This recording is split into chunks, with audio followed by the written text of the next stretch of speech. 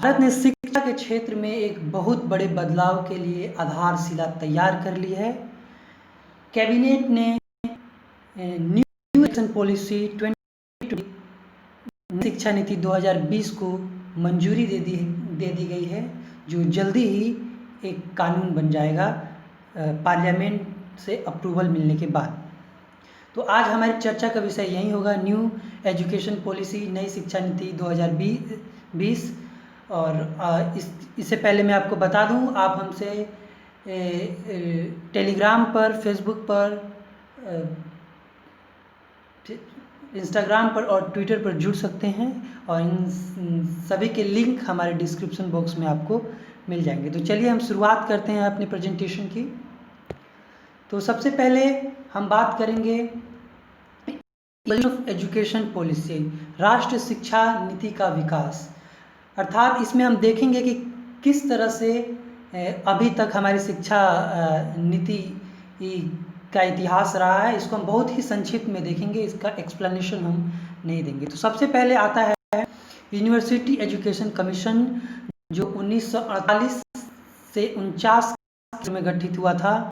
और उसके बाद आता है सेकेंडरी एजुकेशन कमीशन, जो 1952-53 सत्र में गठित हुआ था। और उसके बाद आता है बहुत ही पॉपुलर एजुकेशन कमीशन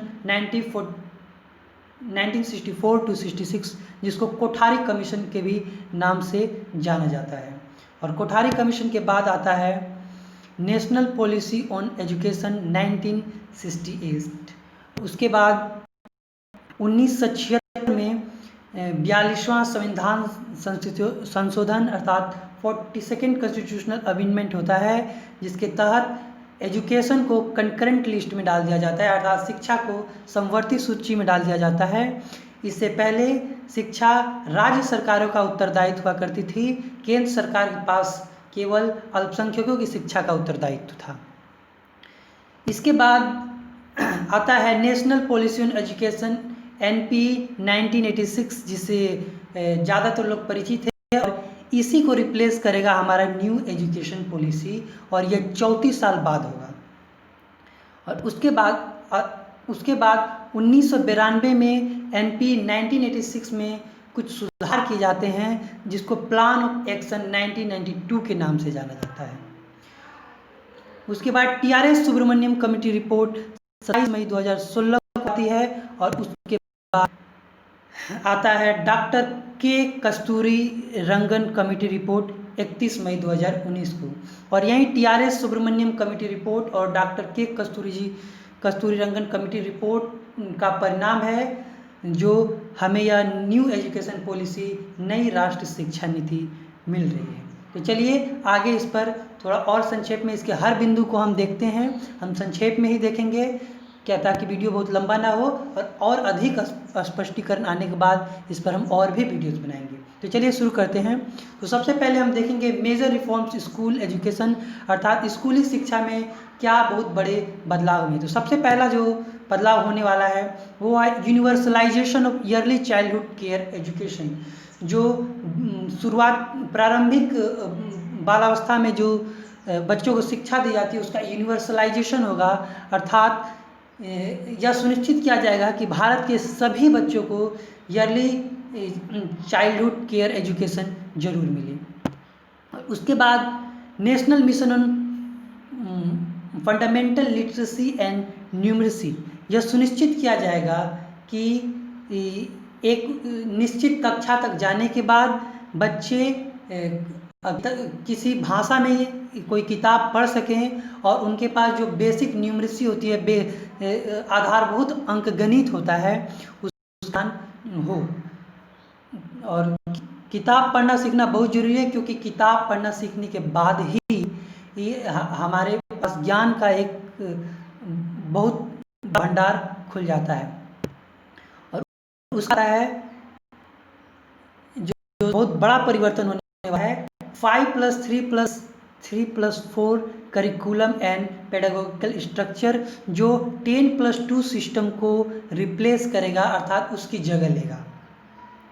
अब आप सोच रहे होंगे कि 5+3+3+4 तो 15 साल हो गया और 10+2 12 साल हो गया। तो ऐसा कुछ नहीं है कि यह 15 साल ज़्यादा है, इसमें बस जो शुरुआती के 3 से 6 साल हैं बच्चों के, उसको जोड़ दिया गया है। पहले नहीं जोड़ा जाता था, पहले उसके लिए कोई सिलेबस था। अब हमारे पास 3 से 6 साल के बच्चों के लिए भी जो है सिलेबस होगा, जो कि पहले नहीं था।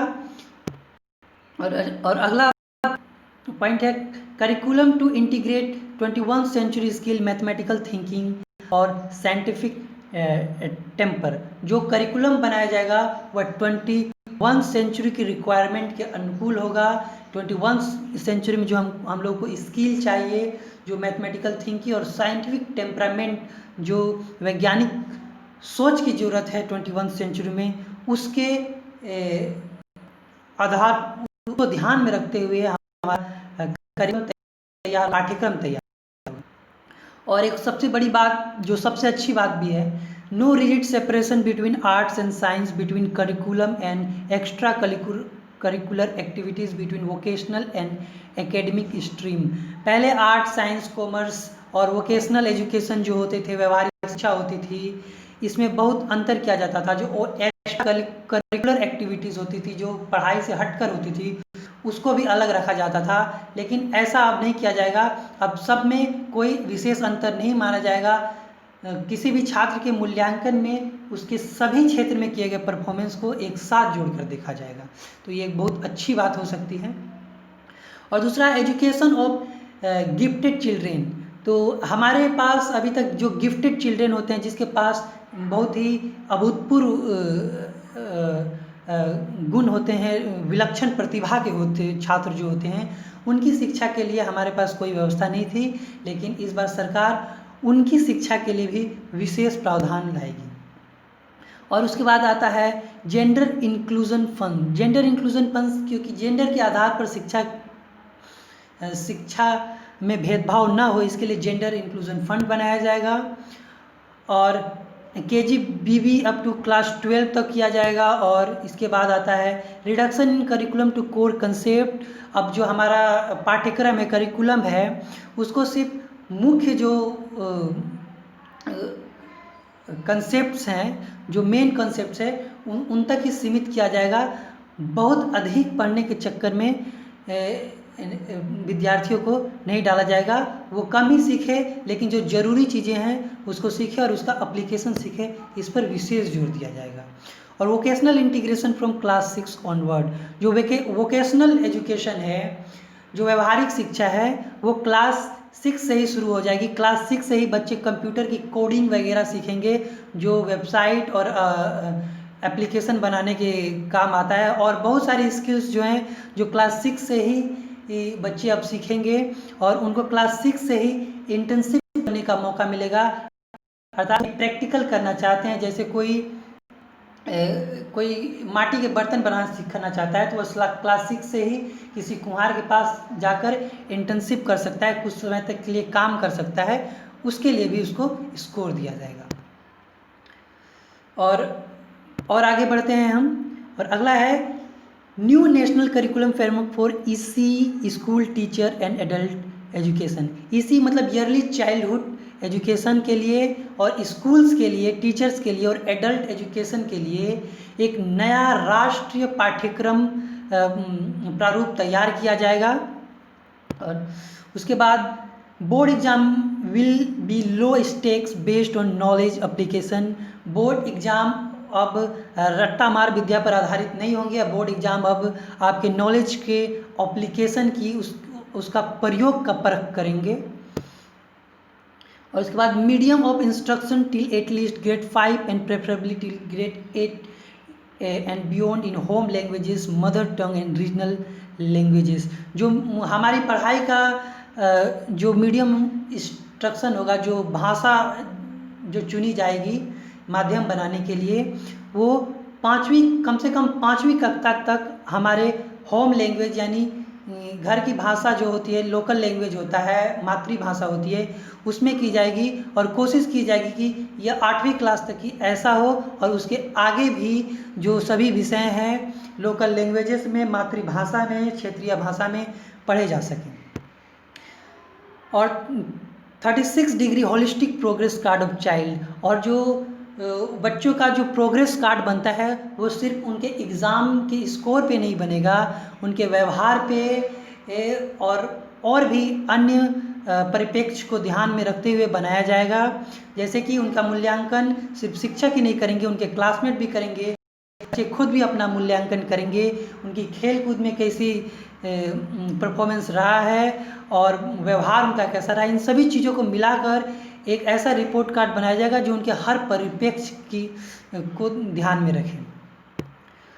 और आगे आता है tracking students progress for achieving learning outcomes.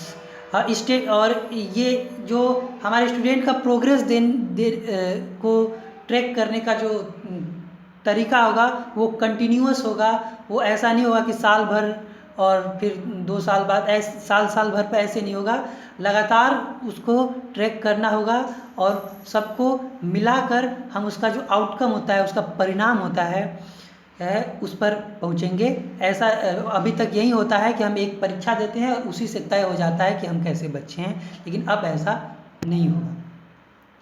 National assessment centre परख की स्थापना की जाएगी जो इस बात पर रिसर्च करेगी कि कैसे असेसमेंट हो स्टूडेंट्स का। फिलहाल इस पर अधिक क्लियरिफिकेशन आने के बाद और भी बातें बताई जाएंगी। NTA to offer common entrance examination for admission to HEIS, higher education institution जो है उसमें एडमिशन के लिए एनटीए कॉमन इंट्रेंस एग्ज़ाम करवाएगा। ये इसलिए करवाएगा क्योंकि बहुत बार हम बड़े इंस्टीट्यूशन में नामांकन लेना चाहते हैं, लेकिन हमारे जो स्कोर होता है पिछली कक्षाओं का वो कम होता है, तो एनटीए के कॉमन इंट्रेंस एग्ज़ाम में हम अच्छा कर अपने मनचाहे इंस्टीट्यूट में नामांकन ले सकते हैं। तो ये भी एक बहुत अच्छी खबर है। National professional standard for teacher के लिए स्टैंडर्ड तय किए जाएंगे। Book promotion policy and digital libraries, book का प्रमोशन कैसे होगा, कैसी पुस्तकें पढ़ाई जाएंगी, और डिजिटल लाइब्रेरी की भी व्यवस्था की जाएगी क्योंकि अब जो हमारा लर्निंग होगा वो बहुत हद तक डिजिटल होगा। Transparent online self disclosure for public oversight and accountability, जो अब जो विद्यालयों और अन्य संस्थानों का जो मूल्यांकन का जो व्यवस्था होता है उसको बदला जाएगा। विद्यालय और संस्थान स्वयं ही डेटा देंगे इस पर आधारित। खैर इस पर बहुत अधिक क्लेरिफिकेशन अभी नहीं है, इस पर क्लेरिफिकेशन आने के बाद ही बहुत अधिक कहा जा सकता है क्योंकि तय नहीं है कि ये सब कैसे होगा। तो हम अगले बिंदु की ओर चलते हैं, मेजर रिफॉर्म्स हायर एजुकेशन। अब हम हायर एजुकेशन की ओर बढ़ते हैं कि हायर एजुकेशन में क्या रिफॉर्म होने वाले हैं। तो सबसे पहला जो है 50% ग्रोस इनरोलमेंट रेशियो बाय 2035, यानी 2035 तक 50% जो है सकल नामांकन अनुपात को प्राप्त करने की कोशिश की जाएगी, जो कि अभी 26.3% है। और आप सकल नामांकन अनुपात को इस तरह समझें कि अब जैसे हायर एजुकेशन के संदर्भ में ये होगा कि हायर एजुकेशन में कितने बच्चे पढ़ रहे हैं उनको डिवाइड किया जाता है, उनको भाग दिया जाता है कि उस 18 से 23 उम्र के बच्चे जो हायर एजुकेशन के लायक होते हैं उनकी कुल जनसंख्या हमारे देश में कितनी है। तो इससे हमारा ग्रोस इनरोलमेंट रेशियो प्राप्त होता है। तो ये अभी मात्र 26.30 है जो कि 2018-19 का डेटा है, और इसी को 2035 तक बढ़ाकर 50% किया जाएगा। तो आप समझ सकते हैं कि ये मात्र 26.30% बच्चे ही हायर एजुकेशन में जाते हैं। अधिकतर बच्चे किसी कारण से 12वीं तक ही पढ़ पाते हैं। तो आगे देखते हैं अगला रिफॉर्म क्या होगा। तो अगला है holistic multidisciplinary education, flexibility of subject. अब जो होलिस्टिक की बात तो हम पहले भी कर चुके हैं कि इसमें हर परिप्रेक्ष्य को ध्यान में रखा जाएगा। ऐसा नहीं है कि सिर्फ एग्ज़ाम के आधार पर तय हो जाएगा कि कौन कितना मेधावी है।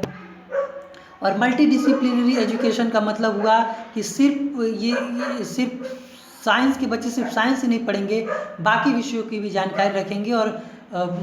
और सिर्फ आर्ट्स के बच्चे सिर्फ आर्ट्स की नहीं, साइंस कॉमर्स की भी थोड़ी बहुत जानकारी रखेंगे।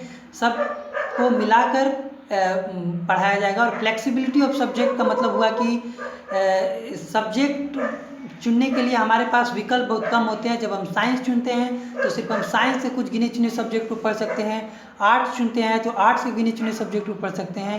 इस तरह कॉमर्स के साथ है। लेकिन अब उस व्यवस्था को हटाकर एक सब्जेक्ट का पूल बनाया जाएगा जिसमें बहुत सारे सब्जेक्ट होंगे और उसमें से हम मनचाहा सब्जेक्ट चुन सकते हैं, जिसमें साइंस का भी हो सकता है, आर्ट्स का भी हो सकता है, कॉमर्स का भी हो सकता है, जिसको हम एक साथ चुन सकते हैं। और मल्टीपल एंट्री और एग्जिट जो होता है, जो होलिस्टिक मल्टीडिसिप्लिनरी एजुकेशन का एक पार्ट है, इसमें क्या होगा कि जैसे अगर आप ग्रेजुएशन करना चाहते हैं तो आपको लगातार 3 साल तक पढ़ाई करनी होगी। अगर आपने बीच में 1 साल छोड़ दिया फर्स्ट ईयर करने के बाद तो आपको फिर से नामांकन लेना पड़ेगा। लेकिन अब ऐसा नहीं होगा। जैसे कि आपने 1 साल ग्रेजुएशन कर लिया तो आपको सर्टिफिकेट मिल जाएगा। उसके बाद अगर आप 1 साल बाद या तय समय के बाद भी आप पढ़ाई चालू करते हैं तो आपको फर्स्ट ईयर में एडमिशन नहीं लेना पड़ेगा।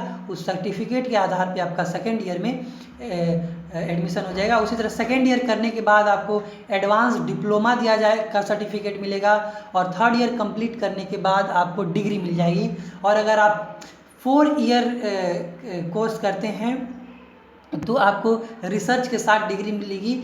उसी को यूजी प्रोग्राम 3 और 4 ईयर्स कहा गया है। और उसी तरह जो पीजी प्रोग्राम होगा हमारा वो 1 से 2 ईयर का होगा। जैसे कि अगर आपने 4 ईयर का यूजी प्रोग्राम किया है तो हो सकता है आपको पीजी सिर्फ 1 साल ही करना पड़े, क्योंकि 1 साल का रिसर्च आपने पहले कर चुके हैं और पीजी अब आपको 1 साल ही करना पड़ेगी। और ये भी हो सकता है कि इंटीग्रेटेड 5 ईयर बैचलर और मास्टर डिग्री प्रोग्राम हो, अर्थात जिसमें यूजी और पीजी जो स्नातक है और परा स्नातक कोर्स है वो दोनों को मिलाकर एक कोर्स तैयार किया जाएगा जो पूरे 5 साल का होगा। और उसके बाद आता है एमफिल टू बी डिसकंटिन्यूड। ये एक बहुत बड़ी खबर है। पहले आप पीएचडी में एडमिशन लेने के लिए बहुत जगह एमफिल करना अनिवार्य होता था, जो कि अब ख़त्म कर दिया जाएगा।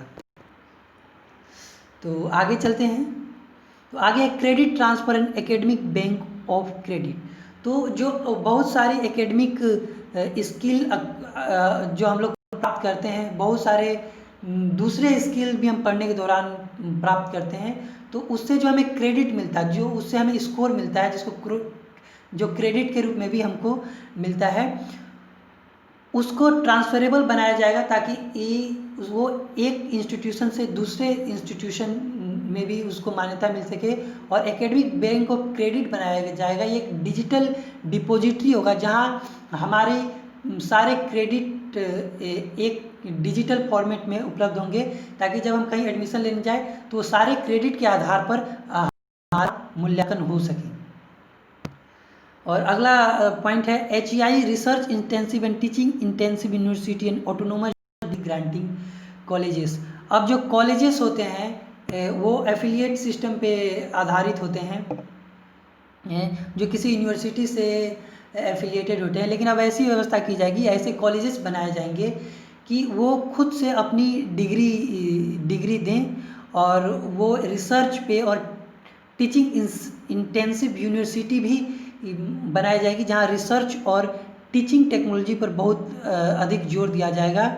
और जो एफिलिएशन सिस्टम है उसको भी समाप्त करने पर विचार किया जाएगा, क्योंकि एक ही यूनिवर्सिटी से बहुत सारे एफिलिएटेड कॉलेज होते हैं और उन्हें उन्हीं यूनिवर्सिटी के अनुसार चलना पड़ता है। लेकिन अब जो कॉलेजेस बहुत अच्छा परफॉर्म करते हैं उनको यह अधिकार दिया जाएगा कि वो खुद से डिग्री दें।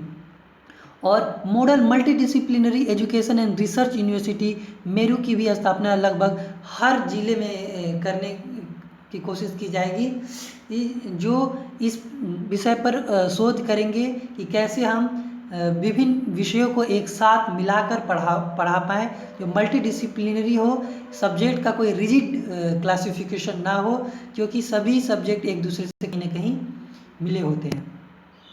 और उसके बाद आता है graded autonomy academic administration and financial. हमने पहले ही बता चुके हैं जो phasing out of affiliate system in 15 year की एफिलिएट सिस्टम को 15 साल के अंदर ख़त्म करने का प्रयास किया जाएगा। और जो ग्रेडेड ऑटोनॉमी होता है एकेडमिक एडमिनिस्ट्रेटिव एंड फाइनेंशियल, वो ये हुआ कि जो इंस्टीट्यूशंस हैं जो दूसरे यूनिवर्सिटी से एफिलिएटेड हैं वो यूनिवर्सिटी के गाइडलाइंस पे डिपेंडेंट होते हैं ग्रेडिंग, अपने स्टूडेंट्स का ग्रेडिंग करने के लिए, उनको डिग्री देने के लिए और अपने एडमिनिस्ट्रेशन के लिए और अपने फाइनेंसेस के लिए।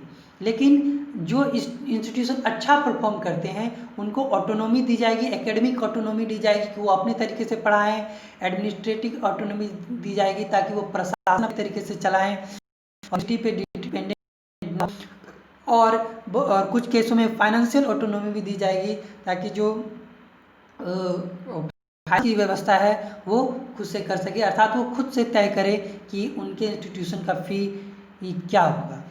तो ये सब बहुत ही मूलभूत परिवर्तन जो है हमारे शिक्षा व्यवस्था में होने वाले हैं। तो और भी कुछ महत्वपूर्ण बिंदु हम देखते हैं। नेशनल मिशन ऑन मेंटरिंग, अर्थात स्टूडेंट्स जो पढ़ रहे हैं वो अच्छा मेंटर पाए, इस पर भी जोर दिया जाएगा, इस पर भी अनुसंधान होगा।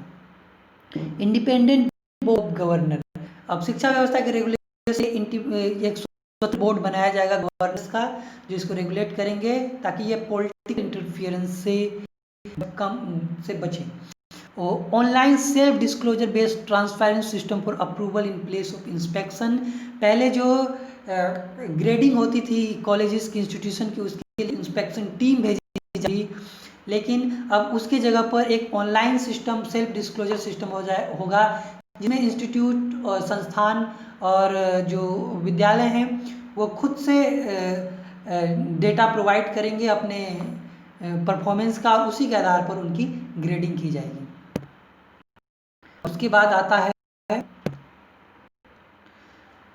For public and private higher education institution, जो अभी तक हमारे जो पब्लिक इंस्टीट्यूशन है, प्राइवेट इंस्टीट्यूशन है, इसमें एक बहुत बड़ी खाई देखने को मिलती है जिसको प्राइवेट फिलैंथ्रोपिक पार्टनरशिप और fixation within broad regulatory framework के माध्यम से कम किया जाए ताकि जो सरकारी और प्राइवेट संस्थान दोनों की शिक्षा में कोई विशेष अंतर ना हो।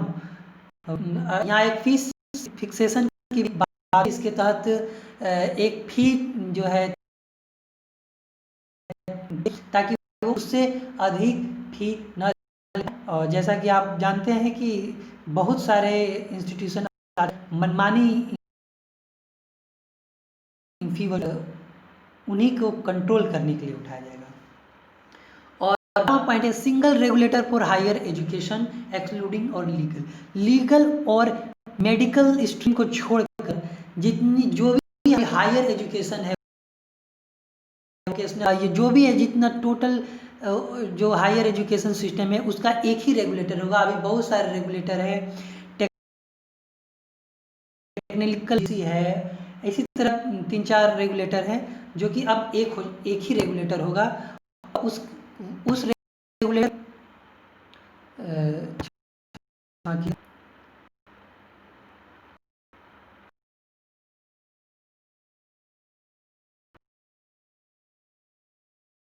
जगह हम देखते हैं हम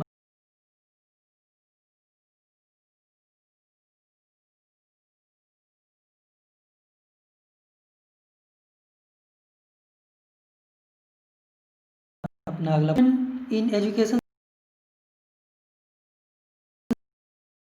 सेक्टर टू, यानी जो सरकारी व्यय है शिक्षा पर वो हमारे जीडीपी का 6% हो के प्रयास किया जाएगा कि वो जो शिक्षा पर खर्च है जीडीपी पर वो लगभग 3-4% के आसपास है जो कि बहुत बढ़ जाता है। स्थापना की जाएगी अनुसंधान पर जोर के लिए, और उसके अतिरिक्त इंटरनेट का अंतर्राष्ट्रीयकरण किया जाएगा ताकि जो हमारी शिक्षा हो वो विश्व कि अनेक देशों में शिक्षा दिशा सकती हो, उसके समांतर शिक्षा बहुत लो ग्रेड की हो और उनकी तो उसको भी जितना हो सके कम करने की कोशिश की जाएगी। Integration of vocational teacher and professional education, पहले इसकी बात कर चुके हैं। व्यवहारिक शिक्षा होगी, टीचर एजुकेशन होगा और प्रोफेशनल एजुकेशन जो होता है उसको एक साथ लाया जाएगा, उसको अलग अलग करके रिजिड क्लासिफिकेशन, अलग अलग रेगुलेटर ऐसा किया जाए। Setting up of new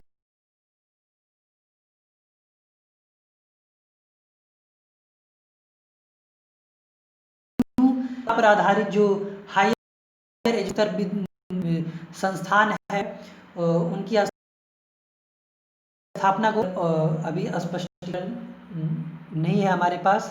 stand alone HEI institute will evolve into multidisciplinary, इसका जो stand alone higher education institute है जो किसी जैसे वो कि सिर्फ साइंस पढ़ाते होंगे, सिर्फ इंजीनियरिंग को पढ़ाते होंगे, तो उनको अब कहा जाएगा कि नहीं, आप बाकी सब और मल्टी डिसिप्लिनरी सोच को। अक्सर में एक बात तो बहुत हमने अच्छी अप्रोच पे बहुत जोर दिया जा रहा है और 19 स्पेशल एजुकेशन फॉर डिसएडवांटेज, जो ऐसे क्षेत्र हैं ये अलग से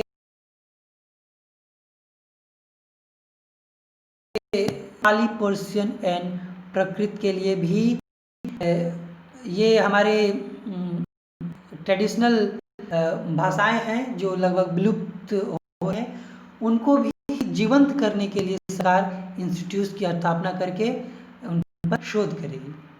नेशनल एजुकेशन टेक्नोलॉजी फोरम, यहाँ पर इस संस्थान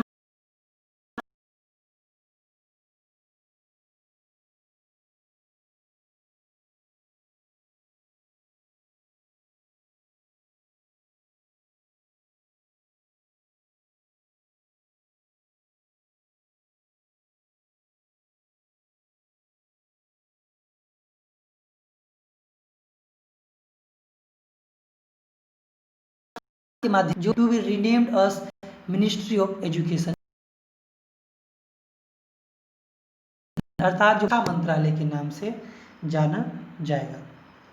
और इस शिक्षा व्यवस्था में एक बहुत महत्वपूर्ण बात है, इंडियन नॉलेज सिस्टम, लैंग्वेज और कल्चर एंड वैल्यूज को भी बढ़ावा दिया जाएगा। अर्थात जो भारत होती है, भाषा है, हमारी संस्कृति है और हमारे जो मूल्य हैं उस पर ध्यान दिया जाएगा ताकि हम डेमोन्स्ट्रेशन इफेक्ट से बच पाए। फोकस ऑन लिटरेचर एंड, तो इसके लिए क्या कदम उठाए जाएंगे? Focus on literature and scientific vocabulary of Indian languages, और जो हमारे भारतीय भाषाएं हैं उनके शब्दकोश तैयार किए जाएंगे। शब्दकोश क्या, वैज्ञानिक शब्दकोश तैयार किए और उनके लिटरेचर का भी पर भी शोध किया जाएगा और वैज्ञानिक तरीके से शोध किया जाएगा ताकि उसकी विश्वसनीयता बढ़े। लैंग्वेज फैकल्टी को भी तैयार किया जाएगा ताकि वो सही से शोध कर सके। रिसर्च ऑन लैंग्वेजेस, भाषाओं, अनेक भाषाएं जो पुरानी से लेकर अभी तक की इमर्जिंग पर बहुत अधिक शोध करने की योजना। Streamlining, strengthening national institute for promotion of classic language and literature, राष्ट्रीय भाषा और लिटरेचर है उसको प्रमोट करने के लिए भी हम इंस्टीट्यूट आएंगे। कहीं ऐसा ना हो कि अंग्रेजी के प्रभाव में सभी चीज़ें विलुप्त हो जाएं। Indian institute of translation and interpretation, भाषा को लेकर जो सबसे बड़ी दिक्कत होती है वो है उसको दूसरी भाषा में ट्रांसलेट करना, और अगर कोई पुरानी भाषा है, विलुप्त होती हुई भाषा है तो उसको समझना। भी Indian institute translation and interpretation की स्थापना की जाए जो इस बात पर विशेष जोर देगी।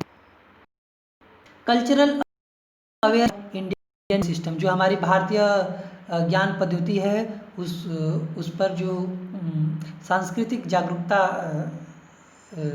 कार्यक्रम चलाया जाएगा। प्रमोशन ऑफ ट्रेडिशनल आर्ट और लोक विद्या, जो पारंपरिक रूप से हमारे जो कला हैं उनको भी जिसको लोक भी कहा जाता है। ये सब चीज़ें चूँकि हो सकता है हमारे अभी इरेलीवेंट हो, लेकिन इनका भी अपना महत्व होता है, इसलिए इनको भी संजो कर रखना ज्ञान विज्ञान की भी दृष्टि से बहुत महत्वपूर्ण माना जाता है। HEI स्कूल और school complex to have artist in residence, यानी जो हायर इंस्टीट्यूट है, स्कूल्स हैं, स्कूल कॉम्प्लेक्स है, वहाँ के जो रेसिडेंट्स हैं उसमें आर्टिस्ट भी रखे जाएंगे, ताकि ये एक तो उससे कला जीवंत रहेंगी और जो इंटर्नशिप करना चाहते हैं वो उस आर्ट के अंदर कर पाएंगे। तो आगे बढ़ते हैं। तो अब एक और महत्वपूर्ण जो यहाँ है, यूज ऑफ टेक्नोलॉजी का इंटेंसिव किया जाएगा एजुकेशन के क्षेत्र में। जैसे एजुकेशनल प्लानिंग में टेक्नोलॉजी का यूज किया जाएगा, टीचिंग लर्निंग और असेसमेंट में टेक्नोलॉजी का यूज किया जाएगा, और इसके अतिरिक्त एडमिनिस्ट्रेशन में और मैनेजमेंट में, प्रशासन में भी टेक्नोलॉजी का यूज किया जाएगा। शैक्षणिक संस्थानों के regulation, self disclosure, minimum interference, यानी कि सेल्फ डिस्क्लोजर सिस्टम तो टेक्नोलॉजी पर ही आधारित होगी, क्योंकि इसमें ह्यूमन इंटरफेरेंस को कम से कम किया जाएगा। ह्यूमन इंटरफेरेंस कम से कम होने का मतलब ये भी है कि बायस जो है, पक्षपात जो है वो भी कम होगा। मशीनें, टेक्नोलॉजी ये पक्षपात नहीं करती, उसी पक्षपात करता है। और अगली बात है टेक्नोलॉजी से संबंधित, वो है increasing access to disadvantage group. तो टेक्नोलॉजी का यूज जो है, जो डिसएडवांटेज ग्रुप है, जो शोषित पीड़ित ग्रुप है, पिछड़े हुए वर्ग हैं, उन तक शिक्षा को पहुंचाने के लिए टेक्नोलॉजी का यूज किया जाएगा।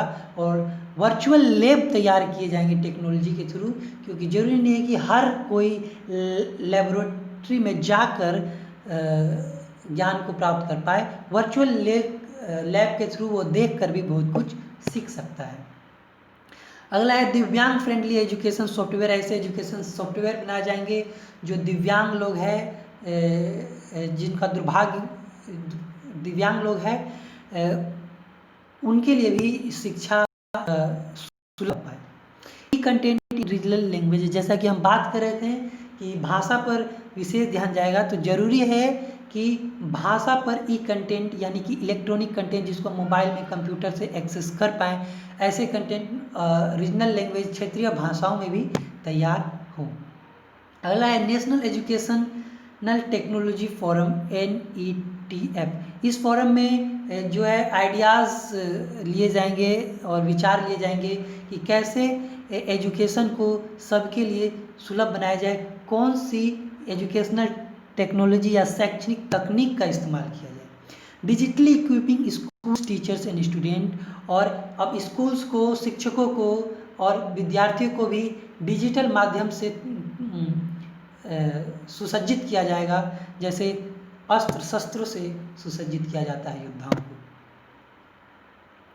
तो अब हम देखते हैं कि NEP 2020 के परिणाम क्या होंगे अगर यह लागू हो गया तो इसका सबसे पहला जो है universalization of ECCE to secondary education by 2030, यानी ईयरली चाइल्डहुड एजुकेशन है, जो प्रारंभिक बाल्य अवस्था की जो शिक्षा है और वहाँ से लेकर जो सेकेंडरी एजुकेशन अर्थात 12वीं क्लास तक की शिक्षा है, उसका 2030 तक यूनिवर्सलाइजेशन होगा, अर्थात सभी को कम से कम 12वीं क्लास तक शिक्षा मुफ्त में दिया जाएगा। ऐसी प्रावधान सरकार करेगी, जो कि सस्टेनेबल डेवलपमेंट गोल, संपूर्ण पोषणीय विकास का जो लक्ष्य है उसके साथ अलाइन होगा, अर्थात उसके समांतर होगा।